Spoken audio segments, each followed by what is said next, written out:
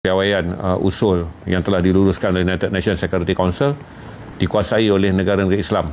Tak berarti selain daripada Amerika Syarikat, berarti dalam Board of Peace tiada penyertaan Perancis dan tiada penyertaan United Kingdom. Berarti EU hanyalah memainkan peranan daripada luar tanpa terlibat dalam Board of Peace, manakala Liga Negara-Negara Arab akan menguasai pelantikan Board of Governance, menjadikan Hamas hari ini melahirkan nada yang lebih lunak daripada nada keras daripada hari yang pertama apabila usul ini di Council. Hamas juga meminta, yang saya fikir ini adalah suara yang dibawa oleh Putera Mohammed bin Salman, bahawa wakil-wakil yang ada dalam Board of Governance mestilah mereka yang bukan saja dipilih kerana kebolehan ekonomi, tapi Hamas perlukan mereka yang ada di lapangan, yang bukan anggota Hamas tapi boleh menjadi pihak yang Hamas boleh berkomunikasi. Hamas meminta tokoh-tokoh yang dipilih dalam Board of Governance yang akan mentadbir Gaza bagi penggal 2026 dan 2027 adalah daripada kalangan bukan saja teknokrat yang mahir dalam pengurusan ekonomi, tapi mereka yang telah berada di lapangan. Berarti tokoh kesihatan, tokoh kemasyarakatan dan orang-orang yang telah berada di lapangan, pemimpin-pemimpin NGO daripada Gaza yang bukan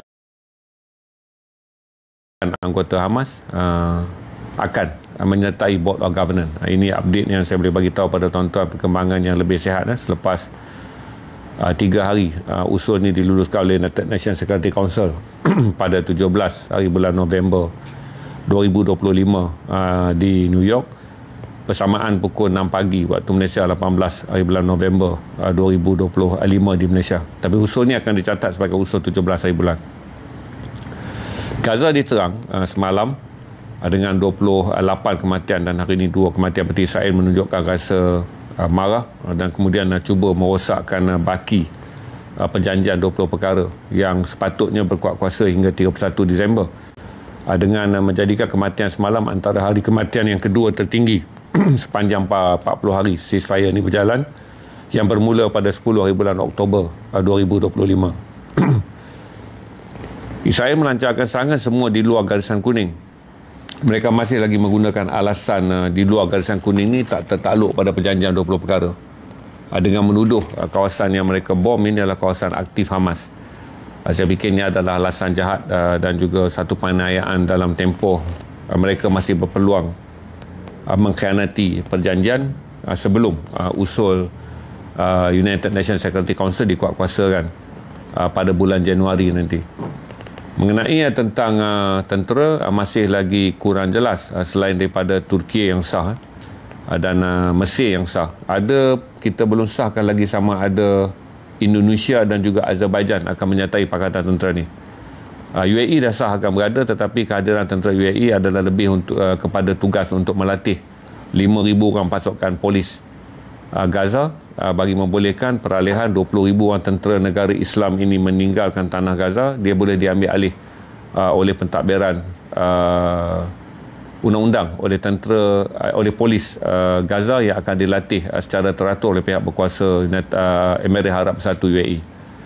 Itu update secara menyeluruh untuk tuan-tuan lebih faham perkembangan yang ada, dan proses di tebing barat yang kita akan tunggu fasa 2, iaitu kita harap dia tak dijalankan sampai 2 tahun. Kalau 2 tahun nak tunggu fasa 2 ni, kemudian Israel bantai tebing barat yang tidak dilindungi oleh sebarang bentuk perjanjian dan perlindungan.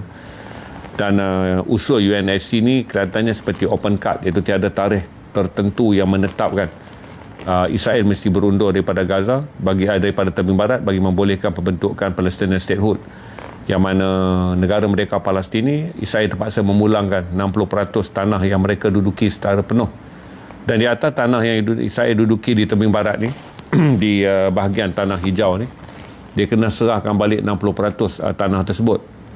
Menjadikan proses ni bila akan berlaku, dengan hari ni pembantaian dan serangan terus dilaksanakan. Tapi saya fikir oleh kerana usul ni diluluskan dan jawatan kuasa akan mula berbincang untuk mendapatkan lebih detail. Kita hari ke hari kita dapat lebih detail, dan semua detail dapat daripada Trump. Kelihatan pemimpin-pemimpin negara yang lain belum mahu membuka mulut menyatakan detail, tapi Trump menyebut detail, termasuk menjemput Arab Saudi menjadi sebahagian daripada negara Board of Peace yang akan mengendali dan memantau usul United Nations Security Council. Dan kita belum dengar dengan jelas, tapi saya fikir kalau Liga Negara Arab bersidang dengan begitu cepat, kemungkinan detailnya akan dibentangkan. Dan kita pun belum dengar pengesahan daripada Indonesia mengenai berapa banyak askar yang mereka akan hantar, sama ada mereka telah mendapat jemputan rasmi daripada United Nations Security Council bagi membolehkan Indonesia yang disenaraikan sebagai antara 5 negara yang akan menghantar tentera dia ke Gaza ni mendapat keputusan. Tapi angka mengikut detail United Nations Security Council 20, tetapi tidak 20,000, tapi tidak menyenaraikan negara-negara serta pecahan negara tersebut. Ini bergantung pada pelaksanaan yang akan dikendalikan oleh Board of Peace. Itu yang saya update tuan-tuan tentang perkembangan yang tak banyak berlaku hari ini, tapi dia menjadi lebih lunak kerana Anadolu sebuah media yang berpangkalan, media paling berpengaruh. Anadolu ni paling berpengaruh dan berpangkalan di Turki. Berarti kalau tuan-tuan nak cari sumber, Anadolu ni yang paling berpengaruh di Turki. Dia ada, kita panggil kata untuk tuan-tuan yang membaca, Anadolu ni dianggap sebagai paling berpengaruh lah. Saya baca, saya tahu Anadolu ni mempunyai pendirian, mempunyai reputasi yang jelas sejak zaman saya kerja 1994 di utusan. Di mana bila datang daripada Anadolu, kita anggap ini adalah berita yang boleh disahkan rasmi. Jadi Anadolu yang mempunyai hubungan baik dengan pemimpin Hamas di Turki. Siapa pemimpin Hamas yang berpangkalan di Turki adalah Khalil Al-Hayya. Dan kita sedang tunggu daripada Al Jazeera, kerana Al Jazeera pula berpangkalan di Qatar, dan pemimpin Hamas yang paling berpengaruh yang berpangkalan di Qatar adalah Khalid Mesha. Tapi Khalid Mesha dan Khalil Al-Hayya mempunyai hubungan yang baik. Berarti kalau Anadolu siarkan daripada sumber yang paling kanan, kita anggap inilah pendirian Hamas. Walaupun belum ada kenyataan hitam putih yang dikeluarkan oleh Hamas, melainkan dipetik daripada Anadolu mengenai permintaan Hamas merujuk kepada 15 orang yang akan memimpin Gaza di bawah Board of Governance ataupun kita sebut kata Kabinet Gaza. Dan bila proses akan berlaku serta peralihan kuasa ni, kita akan tengok lebih detail. Saya rasa paling dekat adalah Board of Peace kena sahkan dulu. Trump kena sahkan negara mana yang berada dalam Board of Peace, kerana dia telah menjemput Putera Mohammed bin Salman, kerana Mohammed bin Salman adalah pendana terbesar, negara yang menjadi pendana terbesar Arab Saudi untuk pembangunan semula Gaza, dengan sumbangan daripada negara-negara Arab kaya minyak ni bernilai 53 bilion dolar USD, yang kemudian akan diserahkan kepada Bank Dunia, ditabung dan ditampal dengan 70 bilion dana daripada negara-negara lain dalam United Nations, dan kemudian dipindah ke Bank Dunia, dan semua projek pembangunan semula Gaza akan ditadbir oleh Turki. Itu yang saya boleh ulang pada tuan-tuan. Bagi yang dah masuk, selalu tuan-tuan akan dengar, inilah bang, ya betul, dalam 3 hari selepas usul ni diluluskan oleh United Nations Security Council, inilah perkembangan perlahan-lahan yang menunjukkan tanda-tanda sihat ke arah masa depan Palestin. Cuma di Gaza serangan masih berlaku, dan saya jelaskan pada tuan-tuan secara konsisten, ini adalah hari ke-11 truk makanan masuk pada jumlah 170 ke 200 buah truk, berbanding sebelum Amerika campur tangan mengambil alih arahan jumlah truk di pintu Rafah. Truk tak lagi masuk melalui pintu Karim Abu Shalom bagi memudahkan pengurusan Mesir, kerana kawasan ini bergantung pada kelulusan Amerika. Truk masuk direct daripada Rafah. Sorry, saya tunjuk peta pintu truk dulu. Banyak sangat pering. Kalau jalan dekat FB senang, dia orang kliknya. Ini dia. Kalau datang saya ni, saya kena tunjuk kertas untuk alat bantu untuk rakan-rakan TikTok. Okey, jadi truk sekarang ni masuk terus daripada pintu di mana-mana yang masuk, walaupun hari tu saya sebut 3 pintu dibuka. Termasuk ada 1 pintu yang di depan tapi tak pakai pintu. Jadi sah kan 3 pintu ni dibuka. 1 adalah truk bantuan masuk, yang mana ini adalah kenderaan berat yang masuk daripada 2 pintu ni untuk membuka laluan bagi membolehkan truk bantuan ni sampai ke utara Gaza. Cuma utara Gaza ni menjadi sempit kerana garis kuning ni masih lagi dipraktikkan. 3 jenazah belum lagi dapat 3 mayat Israel belum lagi dapat dipulangkan oleh Palestin. Jadi peta garis ni masih lagi dipraktikkan. Saya pakai map ni yang lebih tepat. Peta garis ni masih lagi dipraktikkan. Jadi bila peta garis ni dipraktikkan, orang Palestin hanya boleh berada dalam zon kuning. Zon garis kuning, tuan-tuan tengok betapa sempit ruang untuk orang Palestin. Berarti kalau di Rafah ni tinggal separuh yang mereka boleh duduki. Daripada lebar Rafah 14 km ni, orang Palestin boleh duduk dalam garis kuning dia. Berarti dah nak menuju ke Khan Yunis. Rafah ni hampir separuh daripada Rafah ni menjadi lagi kan zon yang masih lagi Israel duduk. Manakala di bahagian utara ni Israel duduk sampai ke Gaza City ni kan. Berarti Gaza City. Berarti mereka yang berada di Gaza Utara, terutama di kem Bait Lahun, Beit Lahia, dia kena turun ke Gaza City bergabung dengan penduduk yang ada di kem Jabalia. Jabalia ni nasib baik berada dalam zon kuning ni. Menjadikan Gaza City ni padat 900,000 orang. Daripada 2.3 juta orang semua terkumpul di Gaza City. Kemudian ada 900,000 orang di sini. Yang saya boleh tanda kawasan, tuan-tuan tengok jari saya ni, berada di sini, kawasan kuning ni, adalah dikenali sebagai Al-Mawasi. Jadi campur dengan Al-Mawasi yang ada lebih kurang adalah 900,000 dan 900,000 lagi berada di Gaza, 1.8 juta. 500,000 orang tu bertebar secara rincit dan runcit, yang menjadikan proses mengantar makanan ni menjadi rumit, kerana itulah kita masih mendengar sebahagian daripada kawasan masih lagi tidak mendapat makanan. Dan Gaza berada dalam keadaan yang sangat rumit adalah kerana hujan lebat telah membawa banjir di banyak kawasan, terutama Gaza City dan juga di bahagian Khan Yunis. Khan Yunis yang teruk pula hari ni. Kalau taburan hujan yang tinggi, kita doakan hari-hari sambil kita berdoa. Negara kita juga sedang menunjukkan tanda-tanda berlaku taburan hujan yang tinggi pada minggu pertama kita melalui monsun Timur Laut. Tengkujuh membuka pintu di negara kita 13 bulan November. Kita terima taburan hujan yang sangat lebat. Dan taburan yang sama berlaku pada kadar yang sangat tinggi di Gaza. Cuma di Gaza tak adalah banjir sampai kemah apa semua, tapi menjadikan oleh kerana penduduk tinggal di kemah, lantai mereka tu adalah plastik getah, dan kemudian bawah tu pasir. Jadi banyak yang tenggelam, dan kemudian yang menjadikan saya tak boleh bayangkan kerana tak ada video yang dibawa oleh Ibrahim Khalili, wartawan Al Jazeera, mengenai keadaan malam mereka tidur bagaimana. Kerana Ibrahim Khalili dia boleh bergerak waktu siang je. Kalau malam kamera bercahaya dan kru bergerak, takut pengoboman Israel, menjadikan dia tak dapat visual bagaimana kanak-kanak tidur. Tapi saya boleh bayangkan rumit bagi kanak-kanak tidur kerana lantainya adalah tanah dan kemudian air bertakung. Ada bahagian yang hampir ke buku lali. Hospital pun dimasuki air hampir ke parah buku lali kerana hujan turun dengan lebat. Saliran dia walaupun boleh pergi ke laut, kerana kebanyakan tempat ni tak jauh daripada laut, tapi dia tetap basah dan bertakung. Jadi kita cerita sekarang ni, banjir di Gaza ni adalah air yang bertakung di permukaan tanah. Dia tak sama dengan istilah banjir yang kita sebut di negara kita, di mana arus air yang melaju, banjir kilat. Kita tak sebut tu. Kita nak sebut pun tak faham istilah dia. Tapi mereka menggunakan istilah flood, banjir. Jadi saya sebut banjir. Sebab dia permukaan air yang, permukaan tanah yang sentiasa basah. Kalau negara kita tak ada apa, kita tak sebut banjir. Sebab kita tak tinggal di atas lantai tanah. Jadi kita sebut hujan je lah. Normal untuk negara kita. Kalau negara kita ni kita sebut normal. Sebab tanah basah apa semua adalah biasa. Tapi bagi pelarian yang tinggal di atas tanah, lecak, ya betul, lecak berair, betul, istilahnya lecak, betul, lecak yang paling betul. Belecak dan becak adalah yang paling betul. Jadi lecak dan becak itu istilah paling tepat. Jadi kan mereka nak tidurnya kerana lantai adalah plastik, dan sekiranya ada 1-2 gambar yang ditunjuk oleh wartawan Al Jazeera Ibrahim Khalili yang aktif di Gaza City, tilam semua basah, pakaian semua basah kerana kemah tak mampu. Kemah ni boleh berlindung lah daripada hujan, tapi kemah, kita boleh bayangkanlah kemah yang kita pakai untuk tahap camping, bagaimana mereka nak jadikan satu tempat tinggal yang kondusif. Tapi inilah di tengah-tengah berita yang baik, kerana tak ada lagi pengoboman besar-besaran, walaupun semalam ada serangan di utara Gaza, 4 syahid. Dan kemudian turun ke Khan Yunis, ada 16 syahid. Jadi 20, kemudian ada lagi 8 di kawasan-kawasan yang lain. Hari ini ada 2 syahid baru. Di 30, menjadikan keseluruhan 270 orang penduduk telah pun syahid. Itu yang saya boleh kongsikan pada saudara-saudara. Boleh bayangkan video dia. Kalau saya ada live di FB, senang FB akan menunjukkan gambar.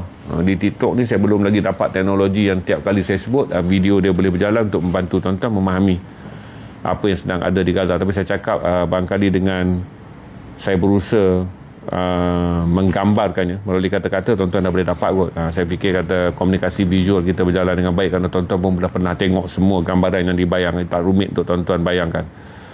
Dan istilah kebuluran tak timbul lah. PBB mula mendesak lebih banyak truk dibawa masuk adalah untuk membawa masuk kemah. Tak masuk kemah. Itu je lah.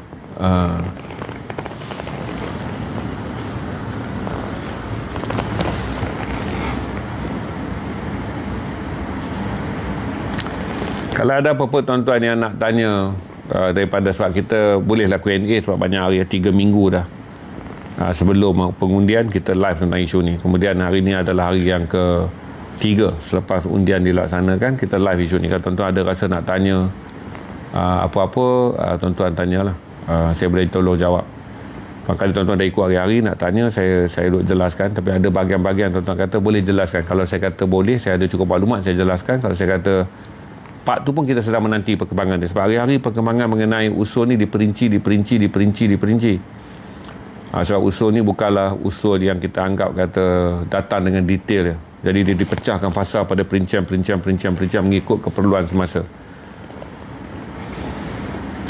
Saya tunggu soalan daripada tuan-tuan. Lori.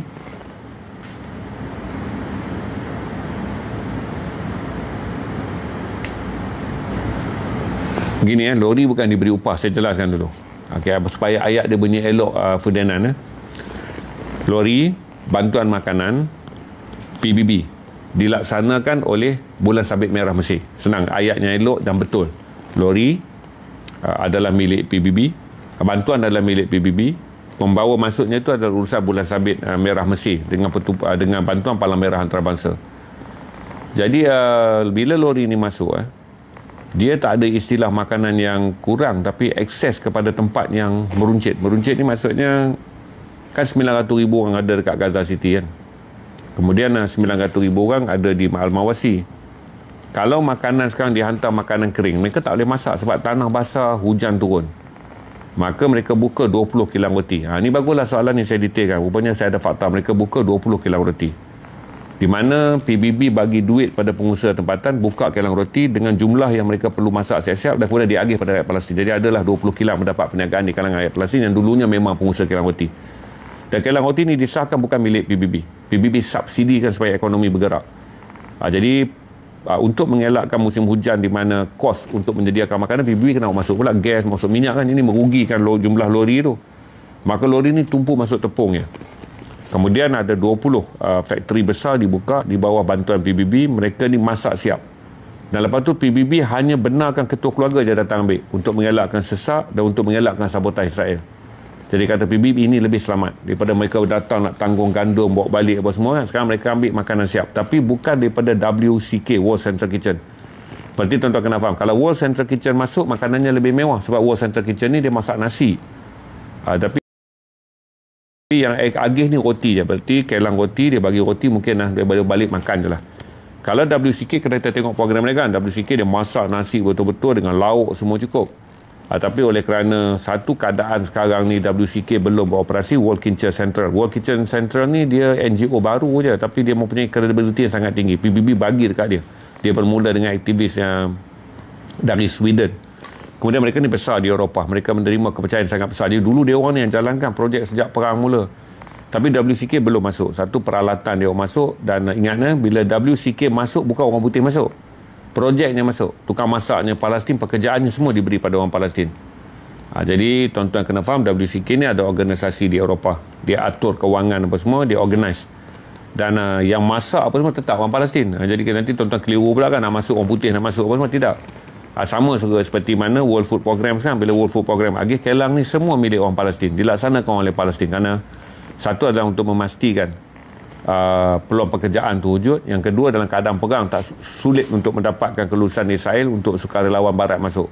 Sekarang ni Israel hanya benarkan doktor je. Sebab tu ada 6 doktor daripada Mesir, Malaysia masuk bersama Pertubuhan Kesihatan Sedunia WHO menjalankan perkhidmatan pembedahan bagi pesakit-pesakit yang cedera dan memerlukan pembedahan segera. Agensi di bawah PBB nama dia United Nation Relief Agency for Palestinian Refugees. Itu ringkasan untuk Work and Relief for Palestinian Refugees. Adapun agensi bantuan kepada pelarian Palestin. Tapi UNRWA ni apabila dulu waktu Netanyahu tuduh mereka ni pengganas sebagai penyokong Hamas dan Amerika kepada penduduk Gaza dalam bentuk penggunaan jabatan wang digital. Saya tak pasti kerana saya bukan kemahiran saya analisis, tapi saya cubalah cari orang untuk faham nanti, kerana menggantikan nilai tunai kerana wang tunai musnah dalam perang dan kemudian tunai baru tak masuk, jadi wang fiat ni kurang. Maka mereka menggunakan peralihan mata wang digital. Waktu kita bantu tim Tembikai dulu pun sama. Waktu tim Tembikai dulu saya raise fund daripada Facebook, saya pas kepada geng Tembikai kita ni, nak kata Syira Birdnest dengan Ahmad Faizal. Mereka transfer digital kepada Muntasir, anak Gaza. Kan Muntasir tu rakyat Muntasir tu dia pernah tinggal di Malaysia, kemudian dia balik ke Gaza. Jadi Muntasir kata dia beli pun ada dalam bentuk digital, dia tak ada cash kan. Jadi dia pergi, dia beli duit yang kita hantar melalui. Itu je saya fikir kata yang saya update tuan-tuan. Arif pun baru sampai. Dan Arif okey tak? Sampai tu saya tengok je ada satu kerahsiaan besar antara urusan saya dan Arif ni. Kalau Arif dapat melakukannya dengan sempurna, berarti Alhamdulillah. Alhamdulillah, bikinan macam tukang jahit profesional. Allah Akbar. Kau adalah orang yang boleh ditugaskan untuk misi-misi macam ni. Thank you. Tak terasa kata macam tukang profesional. Okey, itu je saya jelaskan pada tuan-tuan. Okey, jadi kalau tuan-tuan ada soalan, saya tanya. Tak ada apa, itu jaket saya daripada Ironheart, keluaran riding untuk winter. Tapi saya tak berkenan collar dia. Saya suruh Arif buat, nak tengok ke. Saya beli Ironheart ni untuk winter season. Saya tak minat lagi collect jaket biru. Saya beralih pada koleksi jaket-jaket yang ni. Jaket ni tapi saya tak berkenan pasal bulu ni ada pada collar dia. Jadi kita ada seorang tukang jahit yang popular lah. Ni sebenarnya tukang jahit Joey. Joey kita, Joey penyanyi, Joey pelawak kita. Si tukang jahit ni kedai Joey. Dia buat kan. Okey, jadi dia buatkan kemas kita tukar daripada bulu yang saya pakai tu hari, kita tukar pada corduroy. Kita pergi beli jaket corduroy dekat bandar, potong balik dan letakkan pada collar ni lah untuk membolehkan bila saya kepak besok dia kelihatan corduroy je dekat luar. Bila pakai dia jadi macam ni lah. Okey, bukan Joey buat, tukang jahit dia Adi nama tukang jahit dia, kemas tak sampai 2 jam dia buat. Joey Daud je, King Bundle. Jadi saya minta lah Arif, saya tak minat langsung tengok collar bulu yang dalam ni. Jadi buat balik dengan menukarkannya pada corduroy. Nampak macam betul-betul datang ini tukang jahit yang mahir. 2 jam lah Arif keluar tadi. Ini dah siap. Okey, sebab dia jual di US saja, sebab dia jual di US dan Europe, sebab dia jatuh di bawah winter collection. Tapi saya berkenan material, color dan design dia. Saya beli jugalah. Dan saya pun bukanlah pakai tengah panas pun, saya cuma pakai untuk Detroit. Ni pun saya pakai Detroit. Ni Detroit daripada Kahat yang baru. Ini Detroit yang keluar oleh Kahat WIP. Oleh kerana dia keluar balik cutting Detroit. Saya tak boleh layan Kahat WIP untuk yang generation pakai. Sebab dia keluar di bawah edisi streetwear. Jadi kita biasa Kahat vintage kan. Lama-lama saya tengok baru datang ni, rupanya dia keluarkan balik semua edition Detroit. Saya pergi ambil dah slide. Kalau tuan-tuan tengok ni macam tak kena lah pakcik tua ni main Detroit di bawah kain yang generation ni. Tapi saya berkenan gila. Maka saya pergi cari tadi. Saya pergi cari, kalau saya order online, kemungkinan besar saya ada masalah lah, kerana saiz ini sebenarnya S. Kalau saya order online mesti saya ambil M, tapi di bawah WIP, work in progress yang generation menyekahat ni, mereka keluarkan di bawah saiz Amerika. Jadi saya baik kalau saya order online, memang sedih datang dekat saya besar. Okey, dia ada je kat butik dia. Butik dia di Malaysia ni adalah butik dia di TRX, butik dia di KLCC kan.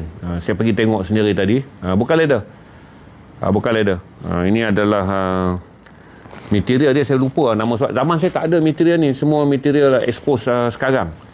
Yang generation, lebih kurang. Harga tu lah.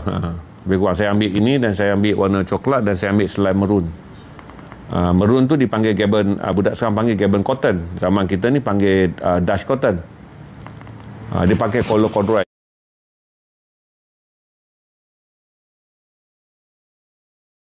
Dia balik sama je dengan ni. Dia ada juga edition alih kepada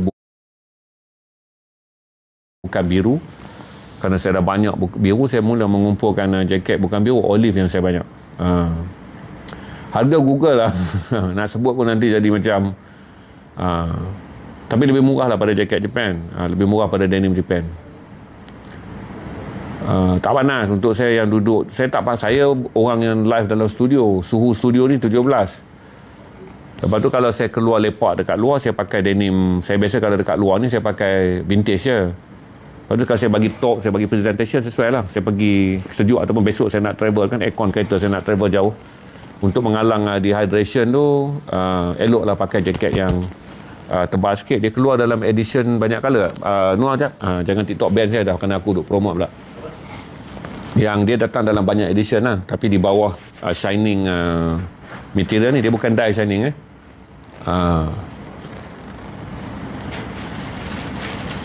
dia datang juga dalam edition saya lebih berkenan yang ni. Dia datang dalam color vintage, tapi dia buat di atas material shining. Yang ni dia datang dalam color vintage, tapi dia datang dalam edition shining. Sekali tengok tuan-tuan nampak macam leather, bukan leather. Okey. Dan di bawah olive dia keluar yang ni. Ni olive ni, saya tak tahu tuan-tuan boleh nampak terang. Jadi alhamdulillah tuan-tuan dapat olive. Di butik dia lah. Di butik dia, sebab saya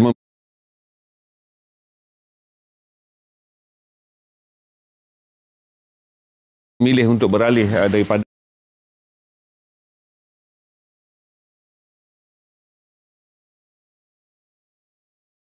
main backtrack jacket.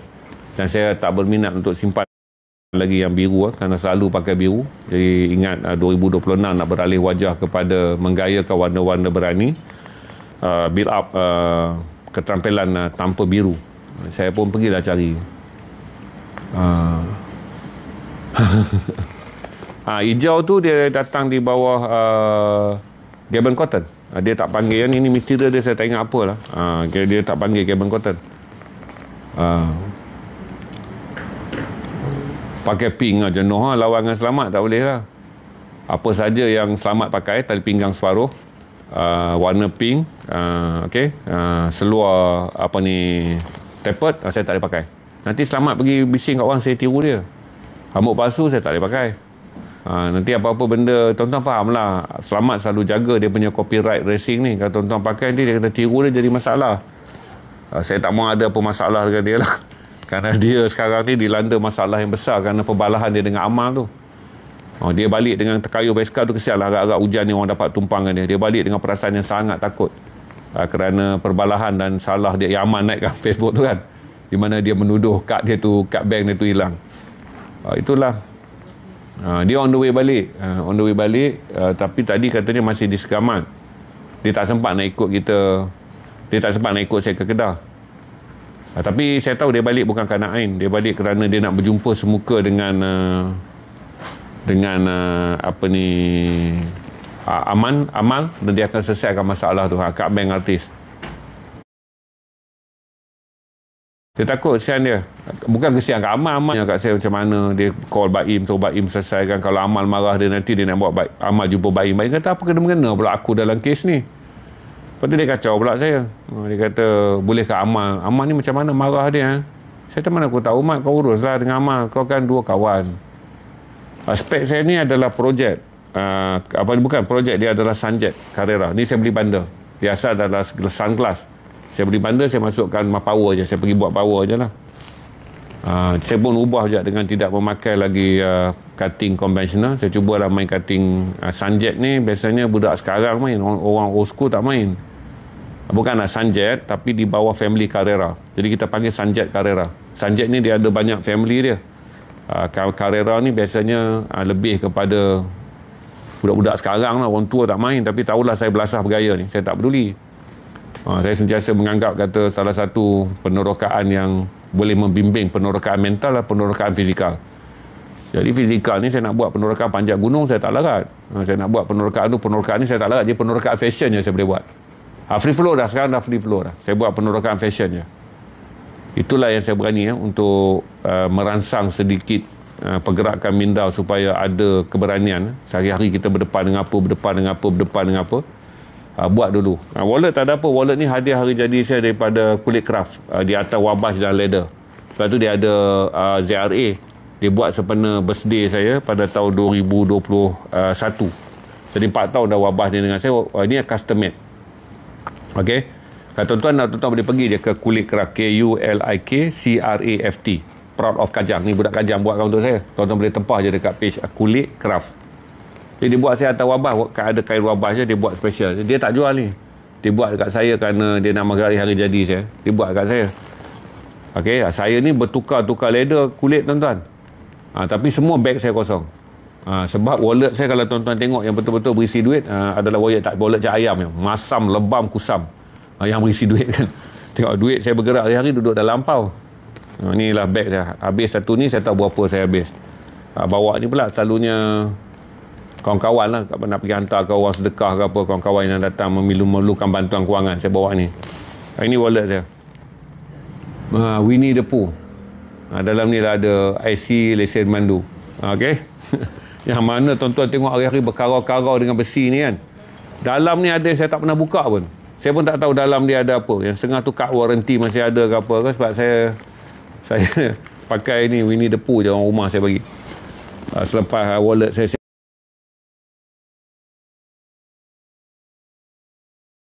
buang ke laut. Dulu saya pakai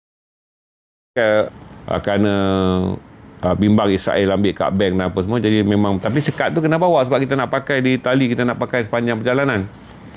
Cuma bila saya nak kena buang phone, saya kena buang wallet sekali. Tapi kad bank saya ni apa semua telah pun dikirim pulang kepada lawyer kita lah, Sentra, dia jaga kita, kepada Sentra kata okay, handphone mahal serahkan, IC, kad bank semua serahkan.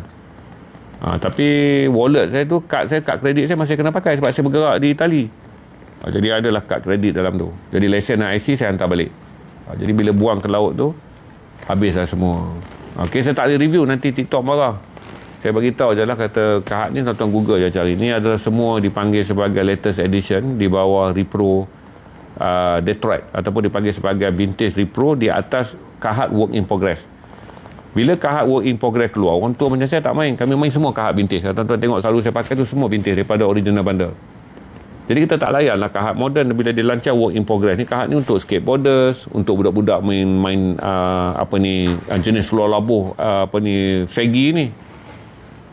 Saya pun tak mendekatilah kad. Kemudian tahun ni kad buat keputusan nak keluarkan balik model-model yang dia pernah keluarkan dalam tahun 70-an, 60-an, 80-an, original kad punya look and feel, tapi atas material baru. Jadi handset yang saya buang tu Nokia pula dah. Samsung A36 kot. Saya beli 1040, brand new, saya dah pakai 3 tahun. Saya handset semua saya tak begitu fancy, sampai saya ganti pun saya masih pakai Samsung. Handset saya tak fancy, saya pakai Samsung. Sekarang Samsung A56 sekarang saya pakai A56 je. Jam tu saya cerita tuan-tuan, sehari jadi macam marah pula tuan-tuan tengok kan. Jam saya pakai lah MTG, koleksi MTG je.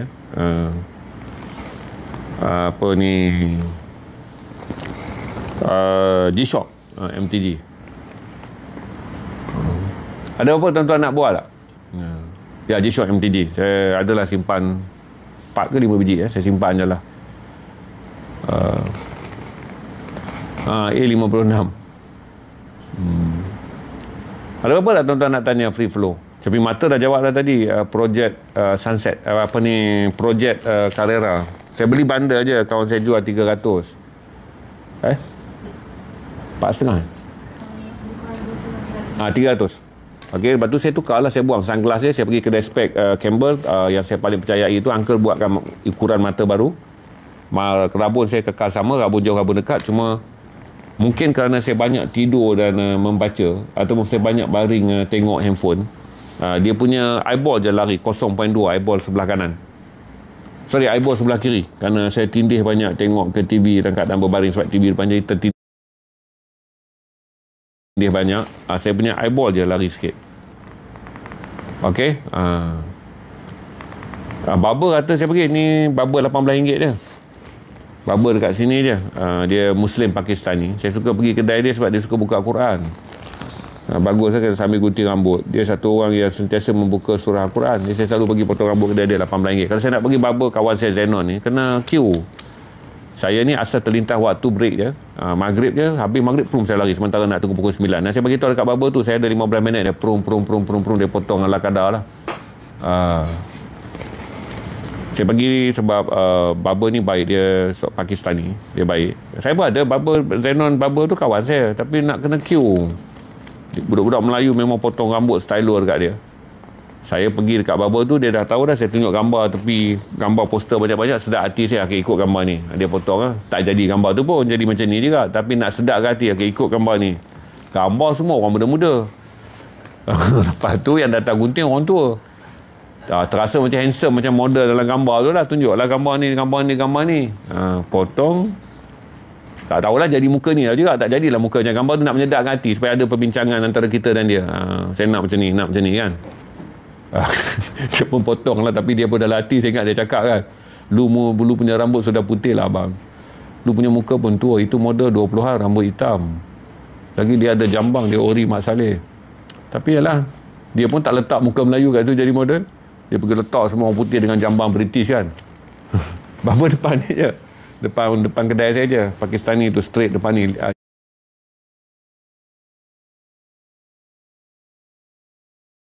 Jalan 2 minit je sampai kedai dia. Yes lah.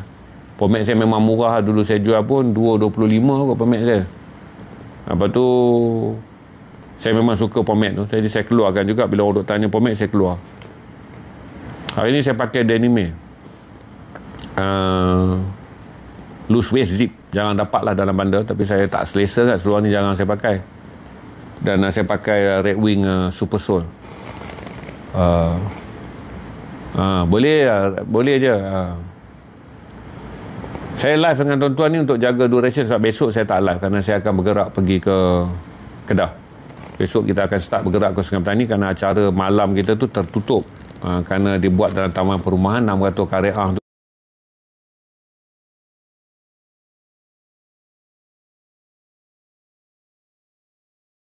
Tu je saya ingat. Saya live dengan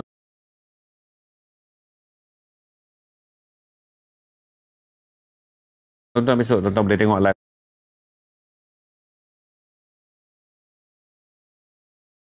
Tu walaupun buat dekat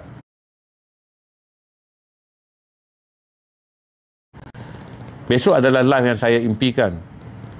Saya impikan itu mengadakan live di taman permainan je. Taman permainan kanak-kanak. Pakai lampu yang sedia ada je. Kerusi. Lepas tu orang yang datang dengan motor boleh duduk atas motor. Dan saya akan present sebab saya nak bawa look and feel baru. Isu Palestin ni adalah isu yang sesuai kita buat di kampung-kampung, Rockefeller, di bendang-bendang, dengan kawan-kawan mak motor, buat tepi-tepi jalan je, pasangkan satu mic, satu speaker, cukup lah. Bagi membolehkan kita buang mitos hanya orang duduk dalam dewan kuliah universiti, orang-orang yang kelihatan bertali leher, berdasi semua je yang layak mendengar cerita Palestin. Tapi saya fikir daripada pengalaman waktu Sumut dulu, bila saya kena tahan kan, yang keluar semua adalah mak-mak motor, mak Rezek yang keluar demo depan kedutaan US. Lepas tu Ultra Malaya yang malam tu buat keputusan mendadak kumpul dan buat demo. Jadi saya nak balas jasa mereka dengan mengingati bahawa waktu kita berada dalam susah, bukan pakcik-pakcik tai, bukan orang-orang kampus, bukan penjawat-penjawat kanan kerajaan yang keluar bantu kita. Mereka berkedudukan, orang-orang korporat tak keluar. Yang keluar adalah anak-anak muda daripada Ultra Malaya, kumpulan RZ yang pergi berdemo. Jadi kita nak ucap terima kasih.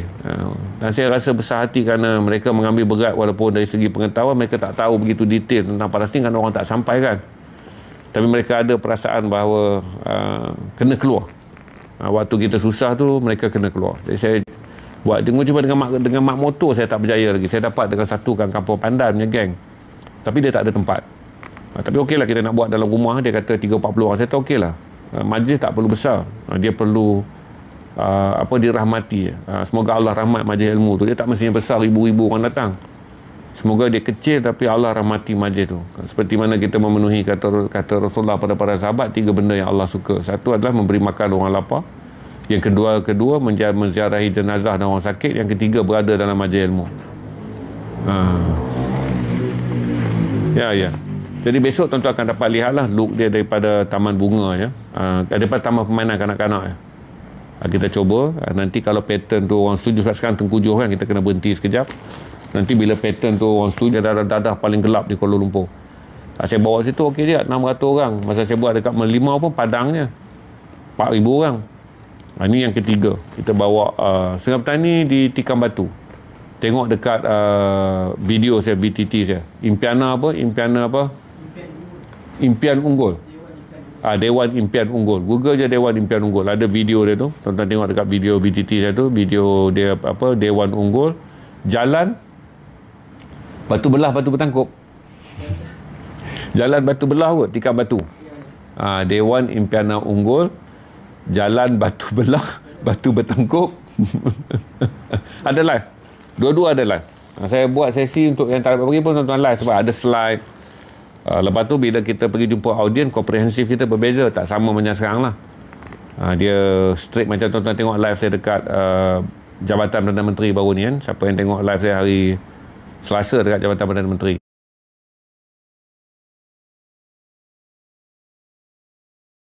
Cuma saya benarkan mereka print 200 live t-shirt. Jadi bila dia orang print 200 live t-shirt, ada satu live t-shirt tu mereka ada untung RM40. Kali dengan 200 live mereka ada untung RM8,000. Jadi RM8,000 tu lah mereka nak bayar duit sewa tapak, mereka nak bayar duit sound system, mereka nak bayar duit rela, mereka nak sediakan makan, minum untuk semua orang. Jadi itulah cara yang mudah. Dan t-shirt pun memang barangkali orang nak kumpul kan pasal t-shirt Gaza. Jadi orang nak kumpul. Jadi duit tu dia orang tak boleh print sampai RM5,000 kerana dia dah jadi perniagaan. Saya hanya berprint 200 je atas kiraan pulang modal. Jadi mereka pun berniat tidak mencari untung. Saya ke sana pun kos saya tanggung, tempat tinggal semua saya tanggung sendiri. Supaya atas saya pun mendapat ibadah, atas mereka yang menganjurkan mendapat ibadah, atas orang yang datang dapat ibadah. Dia tak ada siapa dapat untung. Kalau dibayar untung dunia, mati sayang. Tak akan dapat untung ibadah. Adalah tempat kita cari untung dunia sebab kita perlu menanggung kos hidup dunia. Tapi ada tempat yang kita kena jangan ambil untung supaya semua benda dikira sebagai ibadah. Jadi mereka bersetuju 200, saya kata jual. You ada untung dalam RM40 tu sebab modal RM20. Cukup, mereka kata cukup. Permit polis semua kita ambil. Satu adalah saya kata pergi minta permit polis kerana pertama adalah inilah peluang kamu semua jumpa cawangan khas. Bila minta permit ni diinterview oleh cawangan khas. Waktu jumpa permit ni dapat kenal dengan OCPD. Bila minta permit ni dapatlah faham polis tahu network. Jadi jangan buat benda-benda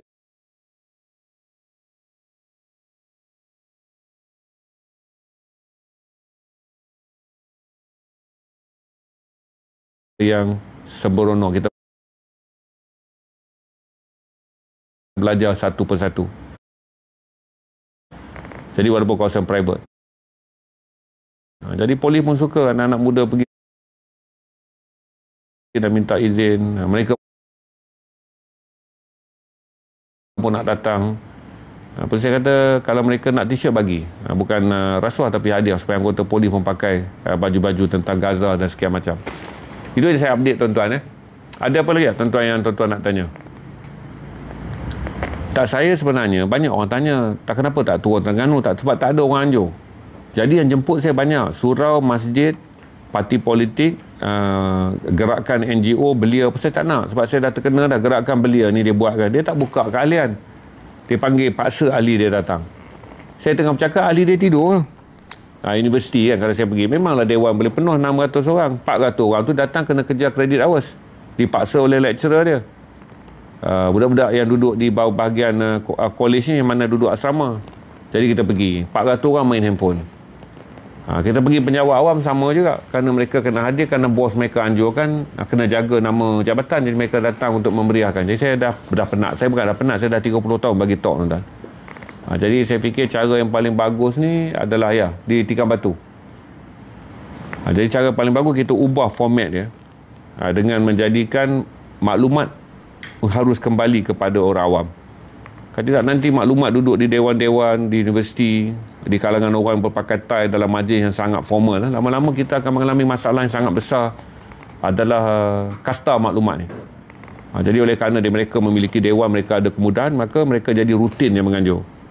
Oleh kerana anak-anak muda di jalanan, orang di kampung ni tak ada kemudahan dan tak ada kebiasaan rutin, maka akhirnya maklumat dan orang ramai ni terpisah jauh. Macam saya masuk main TikTok kan, saya duduk kat TikTok pun saya faham. Saya cakap A, dia tanya B. Saya dah jawab B, dia tanya E. Lepas tu kita dah cerita dah sampai Z, dia tanya balik C. Sebab proses keupayaan orang memahami maklumat tu menjadi sangat tipis. Kerana komunikasi maklumat ni tak berlaku dalam bentuk yang relevan. Kita pun faham kan kita marah, tapi kita kata, yelah kena faham lah masyarakat kita dah berada dalam keadaan ketinggalan proses memahami maklumat. Jadi bila saya cerita macam semalam kan, saya cerita memahami media. Dia duduk tanya saya, berita harian macam mana? Yang pakcik duk cerita ni nak dengarlah keseluruhan dalam memahami doktrin media. Dia tanya saya, bernama kira macam mana? Saya pun tutup lah live. Tapi itulah maksudnya kerana tak biasa mendengar maklumat yang kondisif. Kondisif ni dengar maklumat, kita tapislah sendiri dalam kepala bila disebut agensi yang dimiliki oleh kerajaan ataupun agensi yang dimiliki oleh badan antarabangsa yang kemudian menjual maklumat. Kena faham, oh ni jatuh. Saya duk tanya, dia duk tanya. Jadi saya kata, awak ni saya sedang cerita, awak tak dengar ni. Jadi sesi semalam kan spam, tu saya mau berhenti. Sebab naik penuh tanya. Saya mau berhenti, saya kata dia bukan dengar apa kita sedang jelaskan. Tapi kefahaman dia tu adalah begitu rumit orang kita nak memproses maklumat kerana tenaga untuk mendengar tak pernah ada. Dia ada budaya tak tahu tanya, lepas tu saya kena jawab. Tak tahu tanya aja, nanti orang jawab. Dia ingat pakcik Google. Saya bukan pakcik Google. Saya pakcik dah betul tua, tapi bukan pakcik Google. Kalau pakcik Google dah tanya, senang. Saya pakcik tua yang explain benda. Jadi saya tak macam Google, pendek dan ringkas. Saya ni jadi berjela-jela. Sebab saya ni orang tua, orang yang memang biasa dengan format long form dalam information penyampaian maklumat. Jadi itu yang jadi susah tu. Jadi kadang-kadang saya berhenti bila saya dapat trafik yang saya kata kalau explain pun dia tak boleh faham. Sekejap lagi saya daripada boleh explain, saya pun tak tahu apa nak explain. Biasanya saya tutup. Cari waktu sesuai, keluar dan berbual balik dengan tuan-tuan. Evan Gading. Okey, ada apa soalan tuan-tuan nak tanya tak? Hari ni dah free flow dah waktu ni. Tuan-tuan nak tanya nanti boleh tanya dan saya boleh jawab.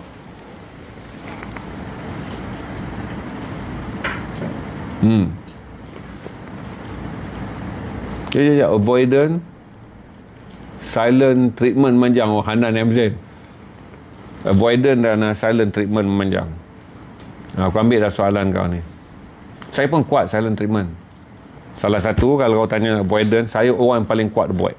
Saya tak suka orang, saya memang tak akan jumpa dia. Semua orang tahu tuduhan yang kau, soalan yang kau sedang tanya ni aku. Sebab tu kadang-kadang tengah live kan, aku silent treatment, aku tutup, aku belah. Kau boleh baca dah perangai aku. Saya memang kuat silent treatment. Berarti bila saya marah, saya akan diam. Dan saya akan jarakkan diri. Saya block orang ni tak cakap lah, WhatsApp pun saya block. Dan saya kuat silent treatment. Kebiasaannya kita ambil langkah silent treatment ni adalah kerana satu adalah kita tak mahu berada dalam masalah yang sudah dijangka. Baik-baik kalau kawan-kawan buat silent treatment, kena faham kita ni ada sumber masalah yang kawan dah jangka. Ingat silent treatment. Kawan dah macam saya ni, saya kan dikenali sebagai orang yang deal dengan orang je, lepas tu saya blank. Ramai orang datang dengan saya rumit tau. Kalau ditanya orang dalam industri buku, kawan-kawan denim apa semua kutuk saya sebagai orang yang susah untuk dibawa berurusan. Ya, memang saya susah dibawa berurusan. Sebab saya faham menjaga standard urusan tu adalah menjaga standard kita punya perniagaan. Menjaga standard urusan, menjagakan kita punya standard komitmen. Bukan menjaga standard ni sebab kita sombong. Kita tak nak standard kita ni disepelekan. Kita nak berniaga betul-betul. Kita nak deal betul-betul. Sebab kita bukan bergaul dalam bentuk melepak kutu. Zaman saya jadi kutu kayau hippies dulu.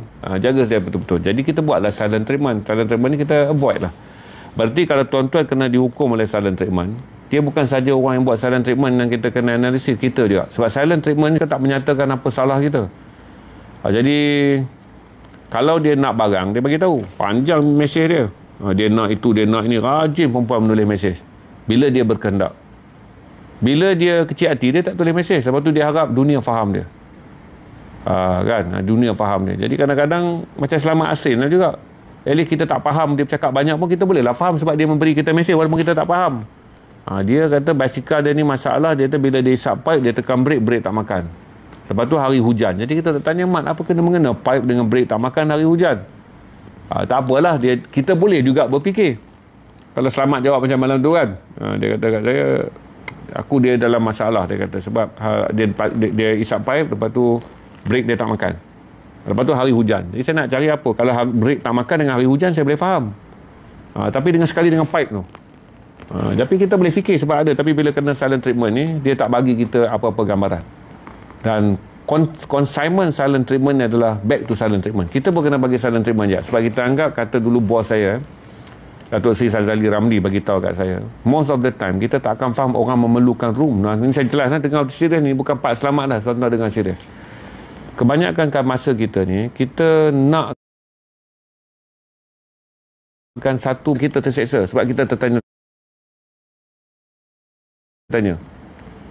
Tapi kita tak tahu orang yang sedang kita tertanya ni, dia pun terseksa dengan kita. Jadi ada satu kali tu saya berkelahi dengan Datuk Seri Sazali kan. Kelahi teruk lah, saya pernah tulis dalam buku saya kan, dalam entry saya. Dalam buku anekdot kenangan pun ada. Saya bergaduh teruk kita. Lama tu saya faham. Ada masa kita perlukan orang tu perlukan room. Room tu dia panggil ruang. Ruang tu terbabit dengan waktu. Jadi bila saya berbalah, bila isteri saya bagi saya silent treatment, saya tak akan pergi jadi panik, tekan panic button. Awak buat kat I macam ni, saya tak macam Selamat. Dia kena sikit dengan Amal, dia dah kalut. Itu tuan-tuan kena faham tu. Amal bagi silent treatment. Selamat ni kalut, habis semua orang dia telefon suruh jadi ni. Kalau Amal marah pun nanti kau datang sekali, kau beritahu dekat Amal habis semua dengan Baim ni. Maksudnya kalau dia balik Kuala Lumpur jadi masalah dengan Amal ni, berpuluh orang akan sampai ke rumah Amal. Nak jelaskan kata Selamat ni secara tak sengaja terkeluar perkataan kad tu Amal ambil. Dia jadi kalut. Jadi jangan runtun sebab keadaan akan jadi panik. Silent treatment ni bukanlah saya kata counter silent. Go with the flow. Sebab kita ingat kita membantu mengaku kata kita salah. I salah. Perempuan waktu tu dia tak dengar kita salah. Dia tak nak dengar. Bukan itu. Dia sedang luka dan dia sedang rasa sangat sakit hati. Dan kita tak boleh selesaikan dengan bagi tahu dekat dia. Pergi duk buat drama riau macam Budin kan. Duk pergi buat drama riau macam Aaron Nazir kan, tak jadi. Dia bukan drama. Jadi mostly kalau silent treatment ni saya pun ambil berada dalam silent yang dia nak. Dia silent treatment, dia nak 2 hari 3 hari kan. Sampailah saya nampak macam okey sikit, saya akan buat test lah. Kata saya, ayat saya selalu senang je, saya lapar. Sebab orang rumah saya ni dia sangat sensitif kalau saya lapar, sebab dia tahu saya ada gastrik. Lapar boleh menjadikan saya ada trigger. Ada yang paling teruk tu saya kena sampai 4-5 hari. Silent treatment, perempuan ni jangan buat main tuan-tuan. Mereka mempunyai kezaliman di luar jangka dengan cara mendiamkan diri. Lebih baik dizalimi dengan maki hamun daripada dizalimi dengan langkah berdiam diri. Samalah kalau tuan-tuan ni perempuan kan.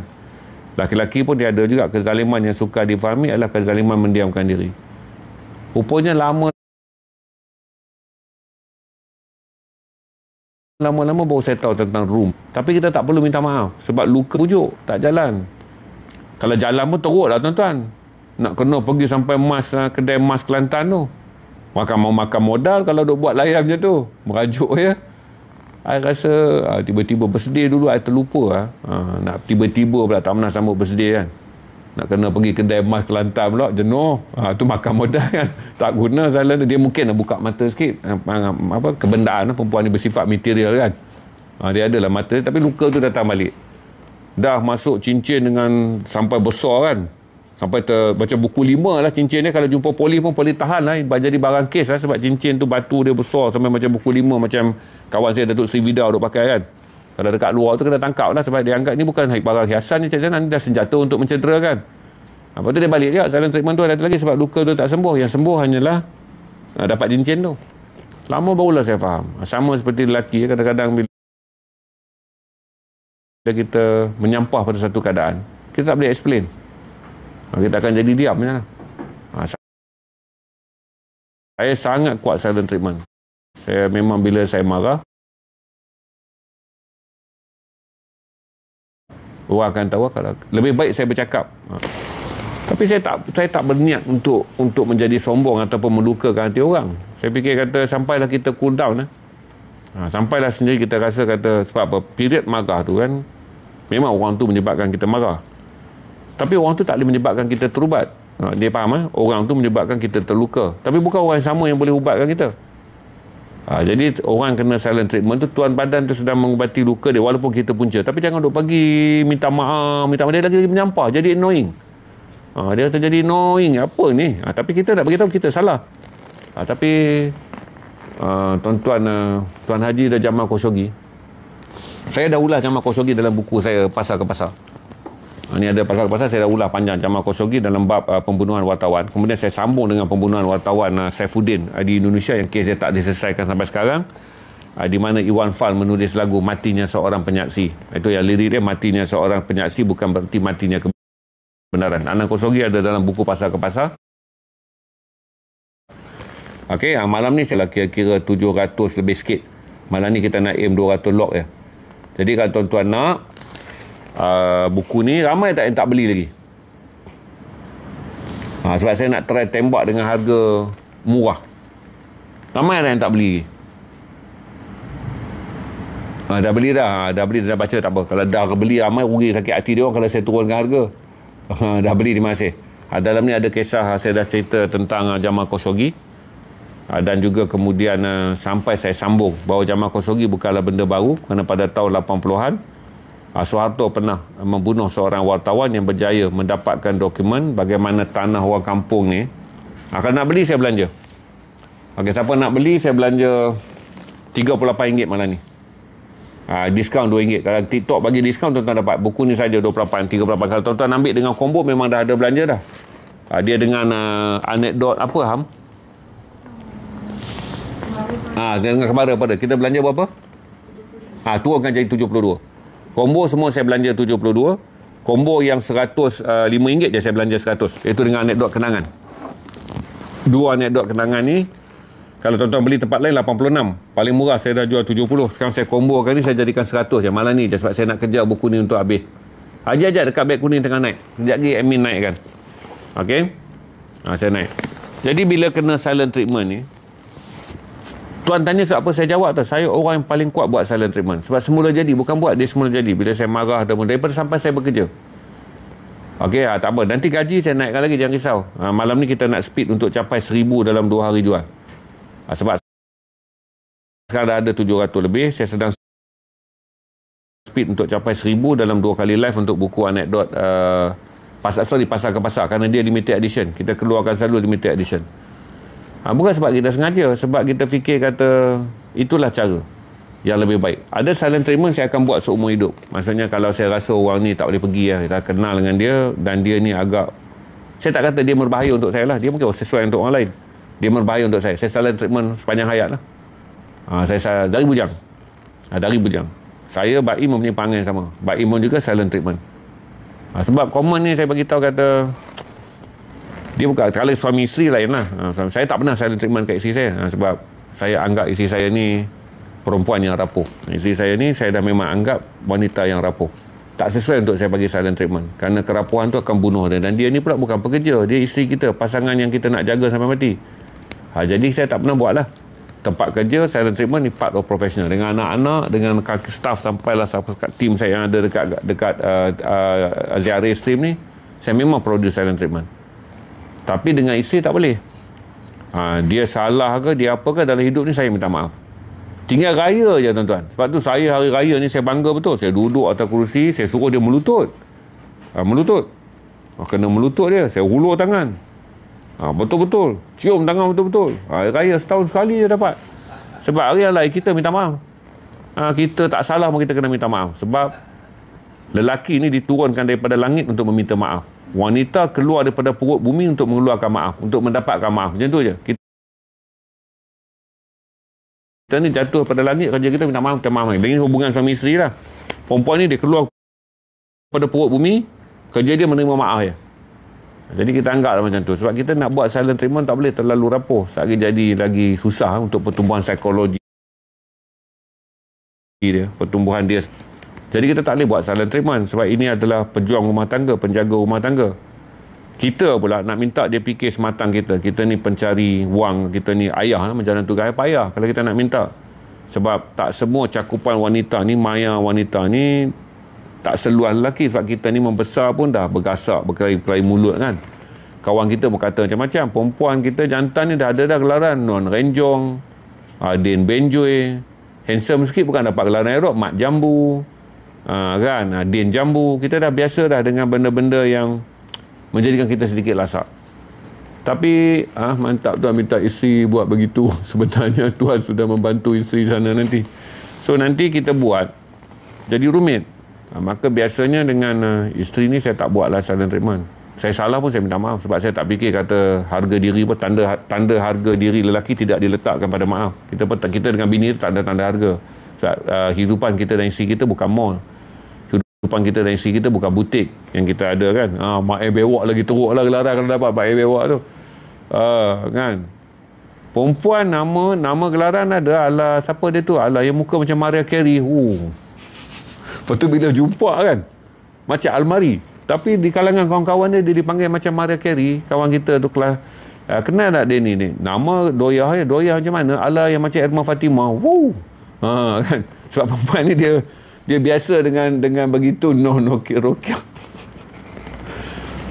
So saya pun sabar je lah. Dan saya beritahu kata setahun, tiap-tiap bulan kot saya minta maaf, tiap-tiap minggu barangkali. Sebab itu cara yang mengamankan. Dan saya fikir lagi tu wanita mungkin merasa lebih secure dengan mendapat lelaki yang meminta maaf. Saya rasa perempuan lebih secure, dia lebih trust, dia rasa lebih dihargai. Lepas tu masalah tu cepat selesai walaupun salah dia. Tapi sebenarnya kita sedang invest kepercayaan, kita invest rasa hormat, dan kita invest lah. Yang paling penting adalah rasa secure dia lah, bahawa dia telah berkahwin dengan seorang lelaki yang apabila berlaku masalah, lelaki ini menjamin penyelesaian masalah ni akan datang daripada dia, daripada kita lah. Berarti wanita ni rasa secure sikit. Cuma combo bag nombor berapa cuba cek. Saya Ilham tengah cek combo tu. Saya fikir combo ada banyak, tengok semua combo kita turunkan. Combo dengan anekdot kenangan 3 buku tu 100. Bag saya tak pasti, tengoklah dekat bawah satu-satu. So saya nasihat macam tu lah dalam perjalanan. Saya dengan isteri saya mempunyai jurang yang agak jauh. Isteri saya ni ada low self esteem sebab dia masa dia kahwin dengan saya wartawan biasa, saya naik jadi CEO, lepas tu dia kena berhenti bank sebab dia nak bela anak kan. Jadi dia kehilangan semua benda-benda yang bersifat sesuatu yang boleh dibanggakan tu, dia hilang sebab dia tak boleh berlumba dalam dunia moden di mana wanita berkerjaya.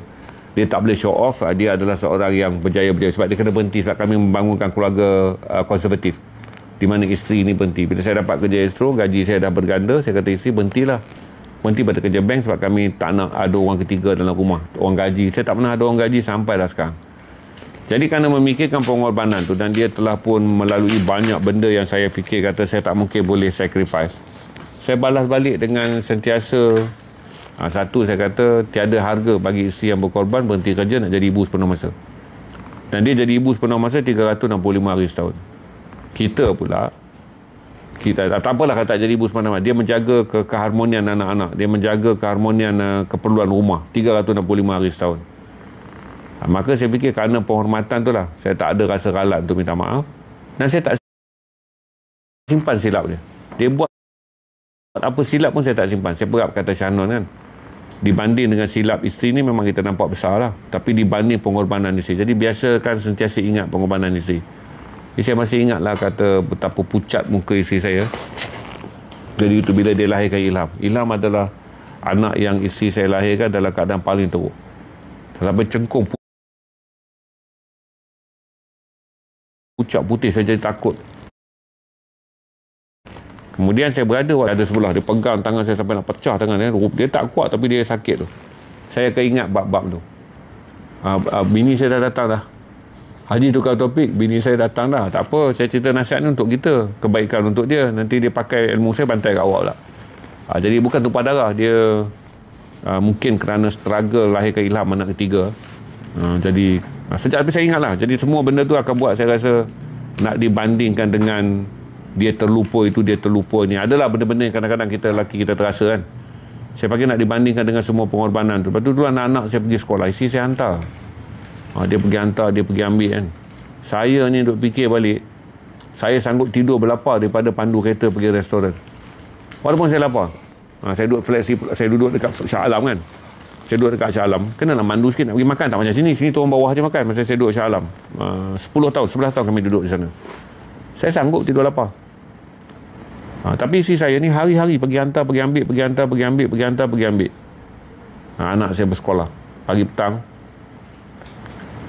Jadi saya ambil iktibar mengatakan bahawa kita akan ada collateral lah kalau kita letakkan sedikit rasa macam siapa lagi nak bagi perlindungan pada isteri kita kalau bukan kita. Paling mudah itulah, siapa lagi nak bagi perlindungan pada isteri kita bukan kita, kalau bukan suami. Sebab isteri saya tak boleh berlindung lah dengan mak mentua, pak mentua saya. Isteri saya bila berkahwin, kita ada satu prinsip, kisah rumah tangga tak dibawa kepada mentua. Tapi mak saya ni memang interfere dalam rumah tangga saya, menyebelahi isteri saya. Sebab mak saya ni dia orang kampung kan. Dia tak boleh buang perangai, nak ambil tahu juga kisah anak-anak. Tapi dia memihak pada bini saya. Cuma dalam hal lain tak ada isu. Jadi saya kata siapa lagi yang akan melindungi isteri kita kalau bukan kita. Perasaannya, perasaan lagi lah penting. Dia nak pergi mengadu siapa, sebab dia daripada dulu tak terlatih.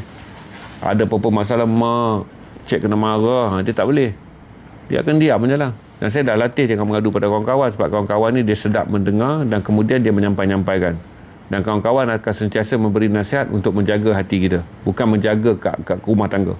Kita pergi minta nasihat ke orang, kawan-kawan akan bagi nasihat untuk jaga kita sebab kita kawan dia. Dah kalau rumah tangga rosak, sebab kawan bagi nasihat untuk menjaga kita sebagai kawan dia tak jaga rumah tangga kita. Jadi saya jangan minta nasihat, sebab rumah tangga ni kebanyakan kita minta nasihat pada kawan, nescayalah kawan akan memberi nasihat yang barangkali boleh bertukar menjadi menghasut. Kawan akan beri nasihat mungkin bertukar menjadi melaga-lagakan dan memburukkan keadaan. Jadi kerana dah begitu trendnya. Sebab saya kahwin isteri saya ni umur dia baru nak masuk 20 kan. Dia membesar, maksudnya isteri saya duduk dengan sekolah, duduk dengan mak ayah dia, kahwin, dia membesar selama 31 tahun ni, sekarang umur dia 51 tahun, adalah dengan didikan saya. Saya dah bagi tahu, dia kata dunia ni atmosfera keluarga dibentuk begini. Saya bagi banyaklah protection kepada dia. Tuan-tuan nampak mungkin saya seorang yang straight dengan apa kan. Saya tak. Kalau dengan isteri saya ni, saya orang yang paling bertolak ansur. Cuma saya tak boleh nak paparkan lah. Kalau dengan Selamat tu tuan-tuan nampak dalam live, bahawa saya bukanlah ada tingkat marah dan tingkat keras yang teruk. Saya ada tingkat-tingkat yang macam Selamat. Dia nak buat apa, buatlah kat saya sayang dia sebagai kawan. Nak buat macam mana kan. Kebolehan upayaan dia berfikir begitu. Dia tak akan achieve pun benda yang saya nak. Saya lah kena achieve benda yang dia nak, sebab saya boleh turun ke bawah. Konsep dia, akal ni tak boleh daki ke atas. Kalau orang dah tak faham buat macam mana. Dah macam kuih lapis tu, buka selapis, ada lagi selapis, ada lagi selapis. Kita tak boleh paksa, sebab akal ni tak boleh didaki. Tapi tak ada masalah untuk yang orang akal tinggi turun ke bawah. Saya buat proses tu je lah. Hidup macam perempuan ni kan, kita nak cerita abang kerja penat, dia tak reti, dia tak faham benda tu. Yang dia faham dia kerja penat, kita kena faham. Macam tu, faham kan?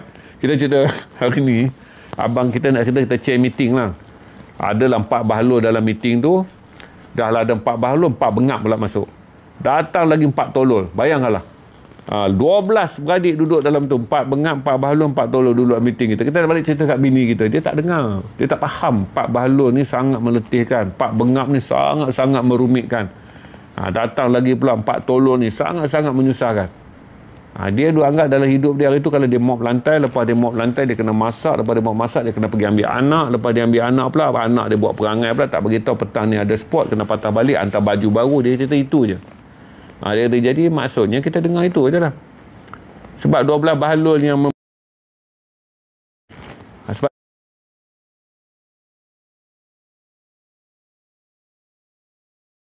itu bermula orang tanya kan banyak budak-budak perempuan bila saya naikkan story kata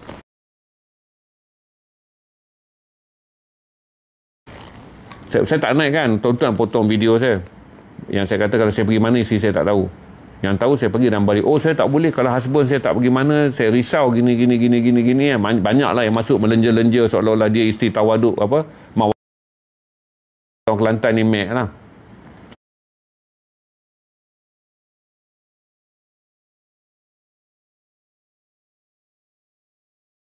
Kalau kata orang Perak Yung, kan, Mek ataupun kata Yung, kau jangan ambil faham benda-benda yang seolah-olah kau reti tentang dunia lelaki ni. Lelaki ni pergi kerja, kalau lelaki kau bawa steamroll, kau jangan tanya tayar steamroll tu pusing macam mana, dia punya tar naik macam mana, wap tar tu naik, lelaki kau kena tutup dengan hidung. Kalau lelaki kau mesin rumput ni, kau selalu tanya, batu pelanting kena kereta orang, dia kena cat, dia nak kena pusing pula adjust, dia nak pergi mesin rumput, hari itulah datang peti ais parking kat situ. Betul lah peti ais Belfire ni orang takut. Jadi tak payah tanya, seolah-olah nak menjadi kau lah isteri terfaham dalam dunia. Kau hidup elok-elok di rumah, suami kau jaga kau tu pun alhamdulillah.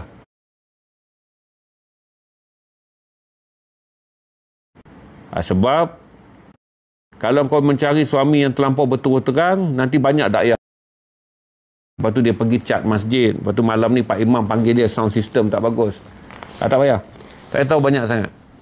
Jadi dalam dunia ni, adalah kerumitan yang kita tak boleh berterus terang dengan isteri kita. Ni bukan kerana kita fikir kata kita tak menghargai dia. Kita menghargai dia dengan jaga dia tak tahu. Supaya kehidupan dia yang dah terbeban berat di rumah ni, kehidupan dia segala ni, kita balik dengarlah sekejap walaupun kita pun tak faham hak ni masalah ke. Dia cerita dia mesin basuh kan, dia mesin. Rupanya penapis mesin tu tak berfungsi dia kata. Jadi kain dia banyak keluar apa bulu-bulu tu. Kita dengar lah, itulah hari ni, itulah masalah terbesar. Di mana dia mesin baju tu, rupanya kan zaman dulu kan ada satu, saya selalu lah, ni pengalaman hidup saya sendirilah. Sedih dia. Rupanya yang penapis sabuk tu tak berfungsi. Kita pun dengar dengan penuh sedih. Nak marah penapis sabuk tu, dia pun bukan manusia kan. Kita dengar je, kita pun tak tahu nak membantu macam mana, kita dengar.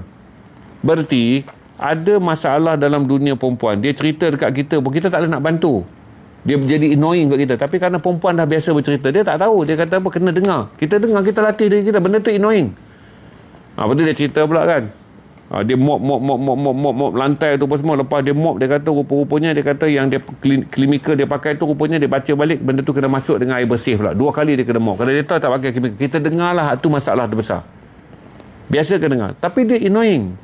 Tapi kita kena dengar. Sebab wanita ni, dia dilahirkan keluar daripada bumi, mulut dia bercakap. Lepas tu dia harap dalam dunia ni ada 400 telinga free. Perempuan ni dia keluar. Kita ni jatuh daripada langit, tak bawa mulut, bawa telinga je. Kenalah dengar, sebab lelaki adalah makhluk yang jatuh dari langit dengan telinganya. Wanita adalah makhluk yang keluar daripada bumi dengan mulutnya. Jadi kita dengar je lah. Bila kita faham benda tu, kita pun tahu kalau kita cerita lah, kita nak jadi seorang tu paling ramah lah cerita masalah kita, kita pun akan buat annoying ke bini kita.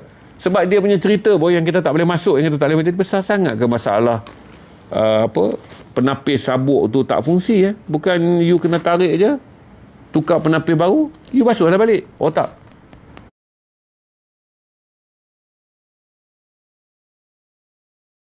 Ni dah lah jatuh pada langit, penat, berhempak pumpang-pumpang ni. Timpa pokok, lepas timpa pokok, boom, jatuh atas rumput. Sedar-sedar dia pun keluar pada bumi, cantik seperti pari-pari kan. Tu bagi tahu.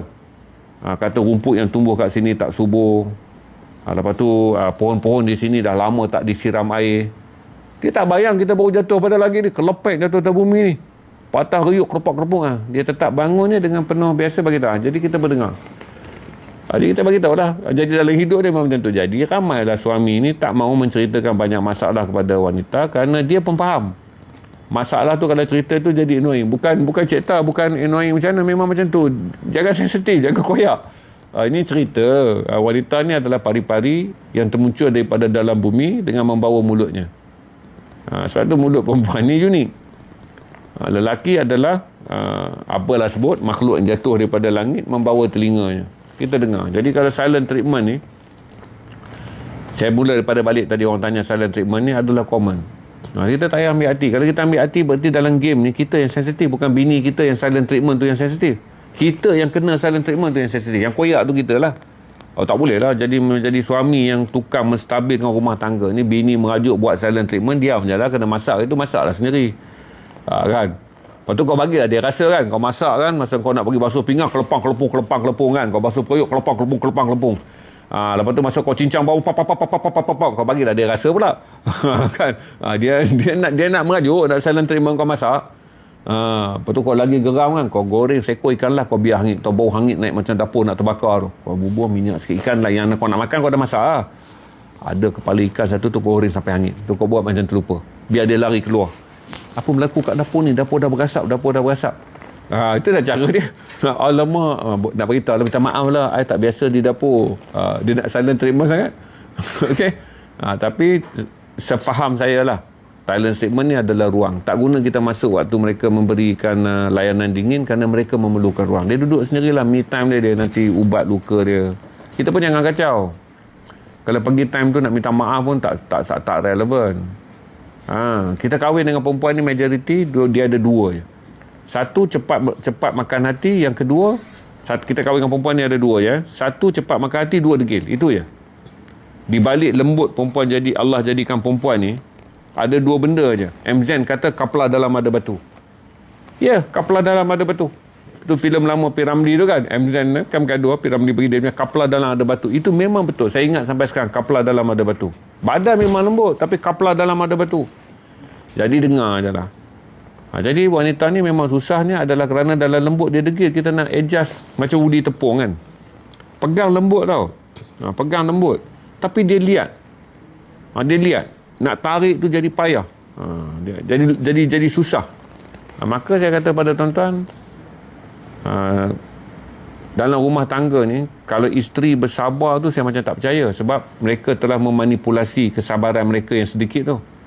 Biasanya lelaki lah yang bersabar. Ni bukan saya ukur pada saya, kawan-kawan lah, tapi oleh kerana dalam dunia ni trend penulisan dan trend gambaran dan trend segmentation telah menyebut makhluk yang sabar ni wanita. Kredit lah untuk mereka. Mereka pakai lah advantage tu. Lelaki ni digambarkan panah barang. Kita je yang tahu marah. Dia ada gambar. Kalau buat drama kan, lelaki mesti panah barang, balik rumah mabuk, pukul-pukul bini. Itu je cerita daripada dulu. Stereotype tu. Betul? Stereotype tu. Kerana stereotype tu kalau orang menganggap bahawa asal ditindas di rumah tangga je mesti perempuan. Sebab stereotype. Lepas tu asal berlaku je satu benda dalam rumah tangga yang bersifat kekerasan ni lelaki. Dia tak tahu keras degil ni macam mana.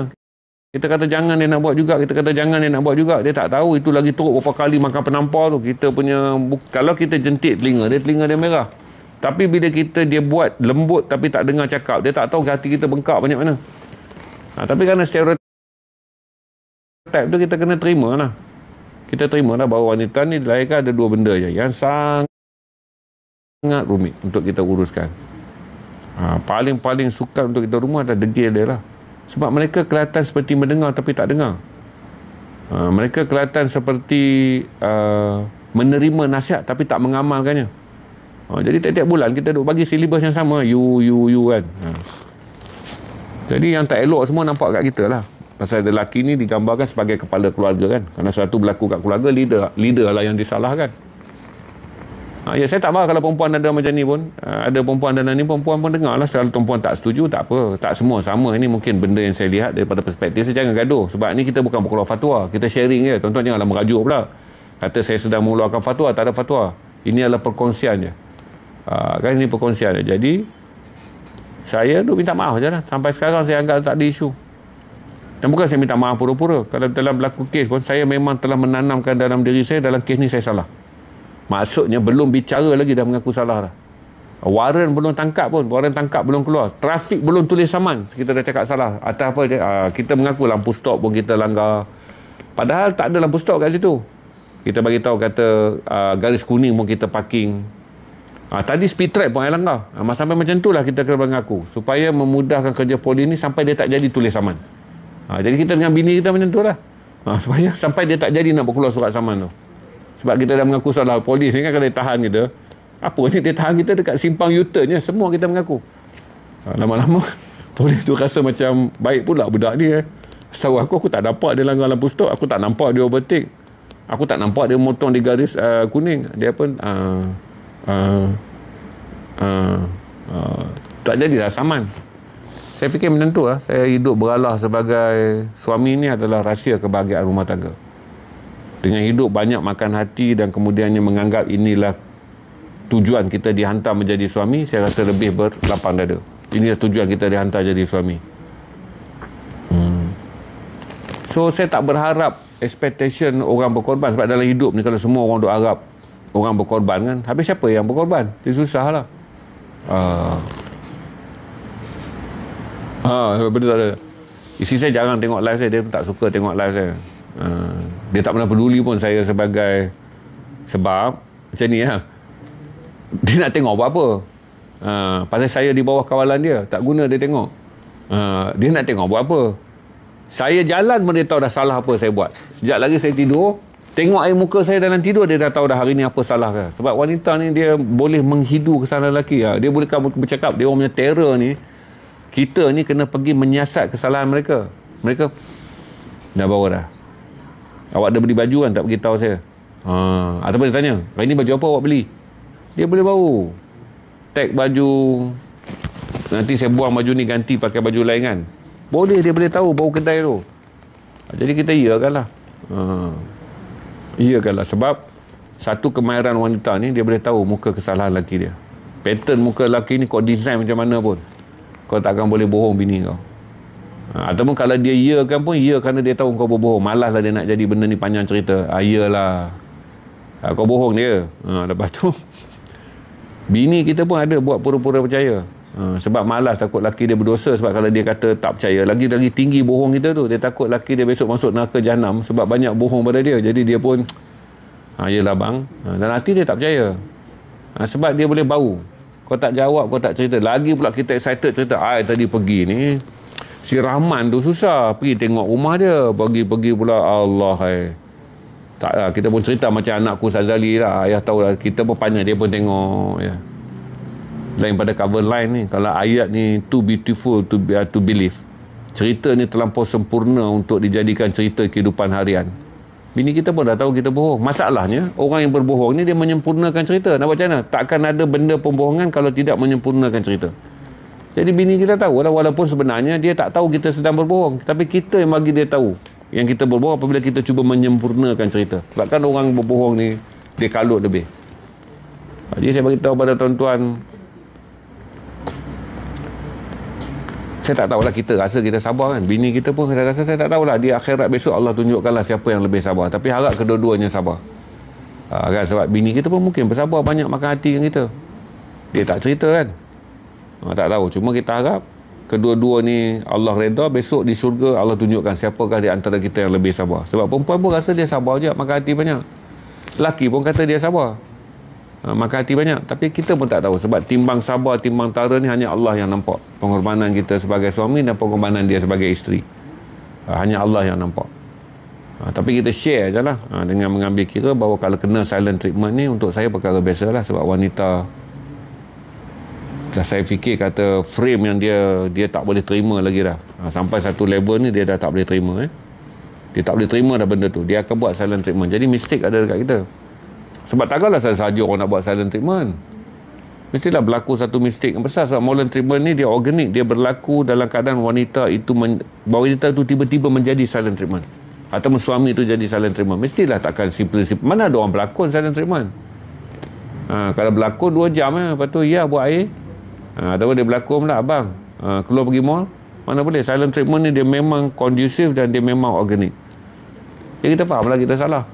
Jadi bagilah space kejap. Yang saya kata tadi, Datuk Sazali ajar saya kan, setiap orang bila sampai satu level, dia tak harap kita minta maaf, dia tak harap kita explain pun. Dia harap benda tu lupakan untuk sementara waktu, until we find the right time to tune it back. Hinggalah datang satu masa untuk kita tune benda tu balik. Itu je lah saya beritahu kata silent treatment ni. Jangan sampai dia angkat beg. Kalau angkat beg tu bukan silent treatment dah. Itu dah masuk kes lain dah. Itu dah reformasi. Jadi kau kata tak apa, Abang Zainal kata silent treatment. Bini kau pun dah buku beg dah. Dia bubuh baju dalam beg. Kau kata tak apa, Abang Zainal kata ni silent treatment. Lepas tu bini kau dah buka langsir semua dah. Tak apa ni, Abang Zainal kata silent treatment. Langsir pun dia buka silent treatment lagi. Kau kata tak apa. Dengan beg, dengan langsir. Lepas tu tengok-tengok bini kau switch peti air pun dia cabut. Dia dah tolak dah peti air pergi depan pintu. Tak apa, ini ujian besar, silent treatment. Dia punggah katil pun, lepas tu datang lori. Itu naya. Kau duduk silent treatment. Itu bukan. Ataupun baju kau dia bungkus dalam beg. Dia bungkus baju kau dengan beg. Kau heran baju kau semua ni letak dalam beg elok. Dia masuk sebiji, letak belakang bonet kereta kan. Lepas tu IC kau, pasport kau, dokumen kau, CJ SPM kau semua dia ambil, CJ universiti kau semua dia ambil, dia letak belakang kereta. Last sekali dia kata, ikut saya nak hantar rumah mak ayah awak. Jadi bahaya tu. Ni nak hantar bini, nak hantar kita balik rumah mak ayah tu. Sebab mak ayah kita dulu pesan, kalaulah si Leman ni buat panggil tak elok, mak hantarlah dia balik rumah ayah. Hantarlah dia balik rumah mak. Tiba-tiba kau sedar-sedar dia hantar balik rumah mak ni. Mak dia kata, ayah, cik tak boleh jagalah Hasan ni, sakit kepala. Dengan hari ni, dengan penuh rendah diri, cik serahkan baliklah Hasan ni dekat mak dengan abah, suruh jaga. Sebab waktu mak jaga dia masa kecil tak boleh pakai. Hantar mai kat cik tengok perangai tak senonoh. Saya bagi mak restructure baliklah Hasan ni sebagai budak baru. Didiklah dia bagi lagi jadi jantan yang sempurna, lelaki yang sempurna. Maksudnya mak didik dia dulu tak betul. Kalau dia hantar macam tu jadi ngeri lah tuan-tuan. Jadi ngeri lah. Hati-hati juga. Jadi tahu-tahu dia bagi kau pil tidur kan. Kau pun minum kopi dia. Lena sedar-sedar dah di rumah mak lah. Kau pun tanya dengan mak kau, apa berlaku mak? Cik tadi di rumah, siapa cik duduk rumah mak? Mak pun tunjuklah beg kau, sijil kau semua lah. Dia kata, mak hantar hang balik dah Hasan ni. Mak kata dia tak mau lah kat hang perangai tak elok. Dia suruh mak jaga hang balik. Suruh mak didik hang semula. Hasan ni dengan rambut putih berubat macam saya dah ni tuan-tuan. Maghrib tidur kena ubat tidur. Bini bagi, lepas tu hantar balik rumah mak mentua. Jenuh Hasan ni. Mak pun dah tua. Pok pun tak dengar lah masa bini duduk mengacum lah. Pok mentua pun duduk anggur. Dia tak boleh dengar 70 lebih lah. Duduk anggur. Ya. Jadi Mah ni ingat benda ni betul ya. Pok mentua tu sanggup tak? Dia sanggup. Hantar balik refund. Refund. silent treatment. Kena restructure balik. So kalau yang biasa-biasa ni saya common lah. Saya fikir kata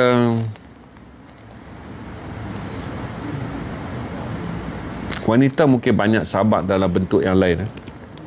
Tapi lelaki adalah kena banyak sahabat dalam bentuk yang ni lah. Sebab kadang-kadang cerdik wanita ni suka dirama. Nak kata bodoh dia pun marah lagi. Kita sebutlah cerdik wanita yang suka dirama. Apa faham lah cerdik quote unquote kan. Kadang-kadang cerdik wanita ni suka dirama. Jadi kita support je lah. Dengan mengambil langkah kita memahami, kita mengiktiraf kecerdikan yang suka dirama tu. Kita ikut je lah sebagai suami. Kadang-kadang kita bukanlah macam ni kita makan kan hari-hari. Kadang-kadang dia masak masin kita makan juga. Ada benda kita kena telan cerdik dia tu. Telan je lah cerdik dia tu. Walaupun dekat-dekat halkum. Kena tunda dengan air. Orang Kedah kata mengkelan. Telan je lah buat macam mana bini kita. Penat dia jaga anak-anak. Penat dia rumah tangga. Tiba-tiba hari tu dia telah melancarkan satu tindakan cerdik. Selepas dia keletihan, dia penat dan dia berjuang harian. Telan je lah kecerdikan tu buat macam mana. Tanda menghargai. Buat duduk. Kami unik Haji. Okey lah. Unik lah. Kalau boleh telan klorok ni, tak mati. Pensan 2 hari. Saya rasa kami minum klorok. Kami beli klorok standby dalam peti air lah. Agak-agak tak boleh tahan dengan apa punya unit tu, kami telan klorok. Lepas tu klorok ni pensan 2 hari. Lepas tu bangkit bersih hati kan. Klorok boleh membersih hati segala perut hijau, perut perasyat ni. Klorok boleh bersih kan. Kami minum, tapi klorok ni minum mati. Kalau kata unik demikian rupa. Tiadalah hodoh apa ni babi di hutan. Kalau itulah unik, dikatakan benda tu unik. Tok salah sebut uduh pada babi di hutan. Katalah babi pun unik juga lah. Unik babi ni. Kadang-kadang tak masuk di akal tu. Tapi saya fikir sabarlah. Saya fikir kata asas dia adalah kematangan lelaki bukanlah semua tentang bila kita betul. Kan? Kematangan kita diuji adalah bila wanita salah dan dia mengaku dia betul. Okey, ada keunikan wanita adalah apabila dia salah tapi dia mengaku dia betul. Tapi apa nak buat lah?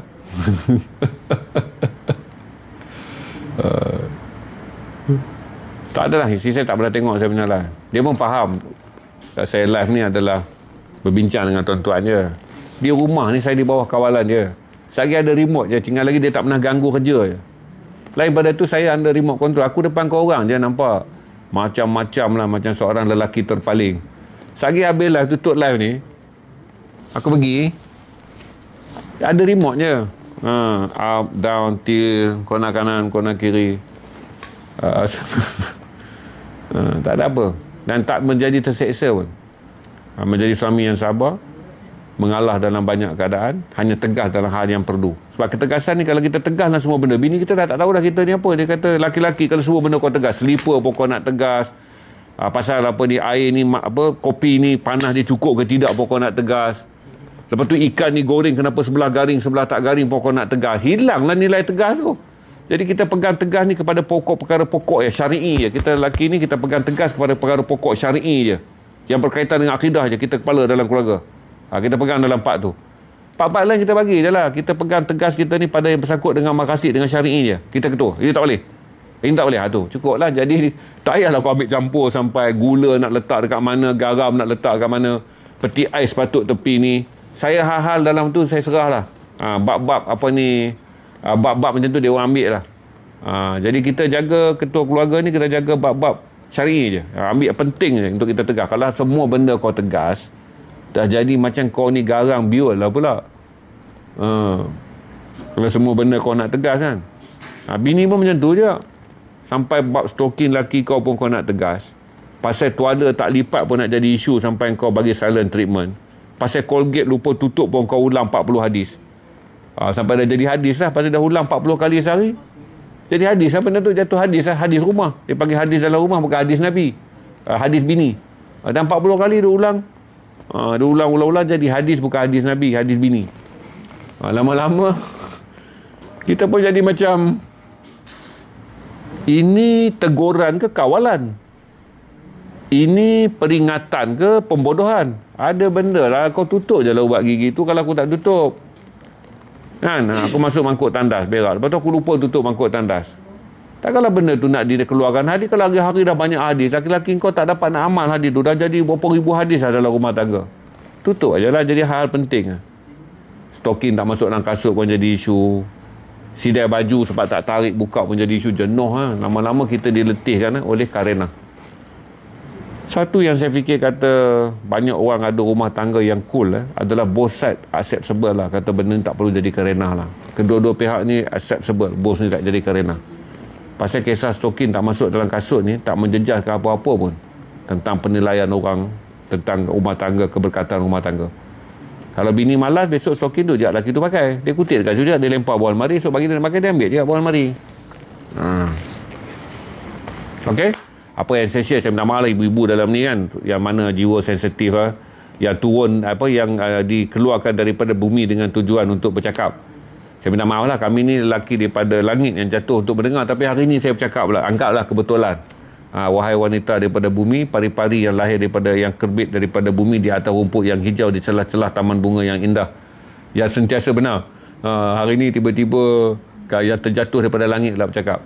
Okey, sepatutnya kami di dunia ni tugas mendengar je. Terima kasih semua. Assalamualaikum warahmatullahi wabarakatuh.